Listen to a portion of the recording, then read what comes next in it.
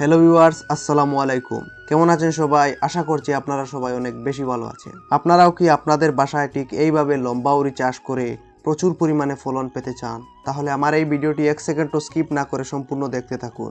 এই ভিডিওটিতে আমি আপনাদেরকে বীজ থেকে চারা বানিয়ে একদম উড়ি ধরা পর্যন্ত দেখাবো। তো চলুন এবার শুরু করা যাক। সবার প্রথমে আপনাকে গড়ে রাখা শুকনো উড়িগুলি থেকে বীজ বাহির করে নিতে হবে।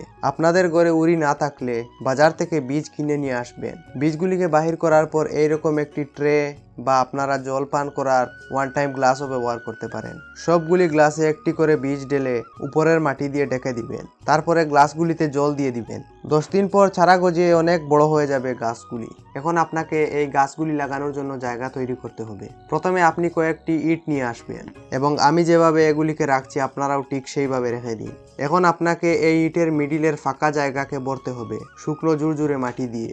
মাটিগুলিকে মিডিল একটু উঁচু করে ভরবেন। তার উপরে এইভাবে আপনাকে পলিথিন বিছিয়ে দিতে হবে এবং পলিথিনের সাইডের অংশগুলিকে ইটের চিপায় ঢুকিয়ে দিবেন। তারপরে আপনাকে একটি চাকু নিয়ে এভাবে গোল করে ছিদ্র করে নিতে হবে।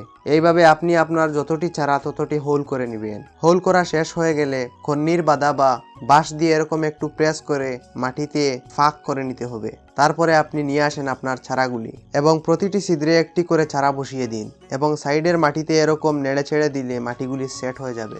সবগুলি চারা রোপণ করা শেষ হয়ে গেলে এগুলির গুঁড়ায় কিছু কিছু পরিমাণ শুকনো গোবর সার দিয়ে দিবেন।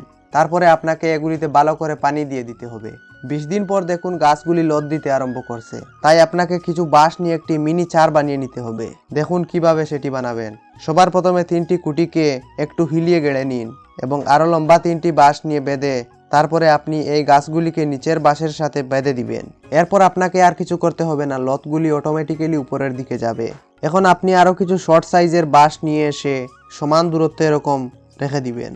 এখন আপনাকে নিয়ে আসতে হবে কিছুটা প্লাস্টিকের বোতল এবং এগুলির উপরের সাইড থেকে এরকম কিছু অংশ রেখে কেটে নেবেন। তারপর একটি তাতাল নিয়ে বা লোহা গরম করে নিচের অংশে বেশ কিছু ছিদ্র করে নেবেন। ছিদ্র করা শেষ হয়ে গেলে এখন বোতলগুলিকে লাগিয়ে দিন গাছের পাশে এরকম সমান দূরত্বে। 30 দিন পর দেখুন গাছগুলি বড় হয়ে ছাড়ের মধ্যে চড়তে শুরু করছে। এখন আপনাকে দিতে হবে রান্নাঘরের ওয়েস্ট, যেমন পচা কলা এবং তরমুজের বাকল।